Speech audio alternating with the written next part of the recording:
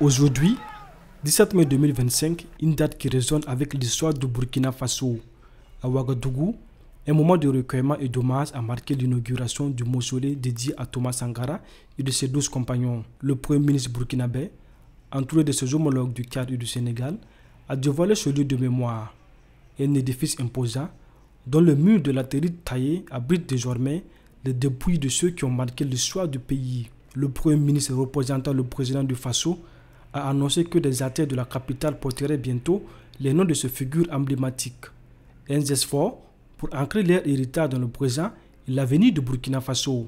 En leur mémoire et au regard du sacrifice suprême consenti pour la dignité de notre peuple, j'ai décidé de baptiser des rues au nom de chacun des 12 compagnons tombés avec le capitaine Thomas Sankara.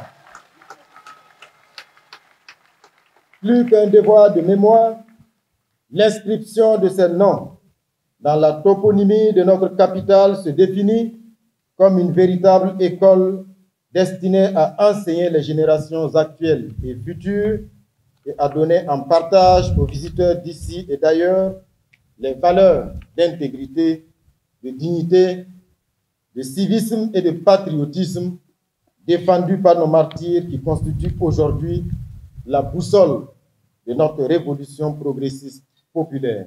Pour le Premier ministre, ce mémorial se veut plus qu'un lieu de sépulture. Il est conçu comme un espace vivant, dédié aux souvenirs et à l'éducation des générations futures.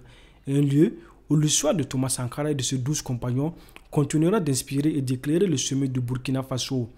Le mémorial Thomas Sankara est conçu non seulement comme un lieu de souvenir, mais aussi comme un espace de réflexion, d'éducation, d'inspiration et d'action.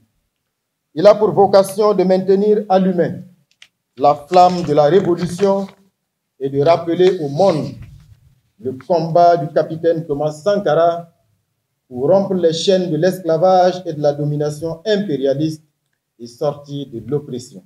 17 mai 2025, une date symbolique qui fait écho à un autre 17 mai, celui de 1983.